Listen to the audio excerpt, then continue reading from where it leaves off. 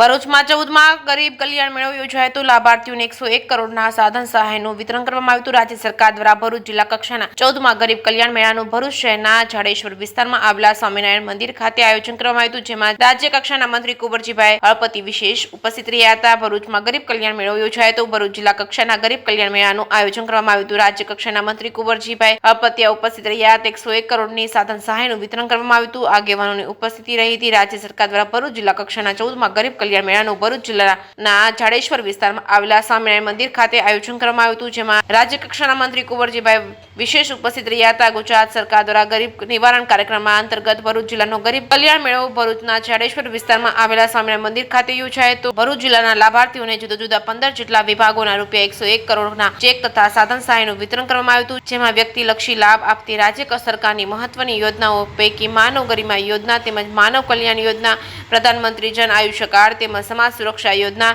વિદ્યા સાધના તેમજ ગંગા સ્વરૂપ તેમજ ખેતી સહાય તેમજ લાભાર્થી કીટ સહિતના અનેક યોજના અંતર્ગત ચેક તેમજ સાધન સહાયનું વિતરણ કરવામાં આવ્યું હતું। જેકેએસની ગુજરાતી સાથે કેતન મહેતા, ભરૂચ। ગુજરાતના મૃદુ અને મક્કમ સ્વભાવના મુખ્યમંત્રી ભૂપેન્દ્રભાઈ પટેલના સાનિધ્યમાં તત્કાલીન મુખ્યમંત્રી નરેન્દ્રભાઈ મોદી સાહેબ જ્યારે ગુજરાતના મુખ્યમંત્રી હતા ત્યારે ગરીબ કલ્યાણ મેળાની શરૂઆત 2009-10માં કરવામાં આવી। અવિરત આજે ચાલુ રાખીને 14મા તબક્કામાં આ ગરીબ કલ્યાણ મેળો પહોંચ્યો છે। મને આજે કહેતા આનંદ થાય છે કે ભરૂચ જિલ્લામાં 101 કરોડના કીટનું વિતરણ અમારા તમામ પદાધિકારીઓને હસ્તે કરવામાં આવ્યું છે।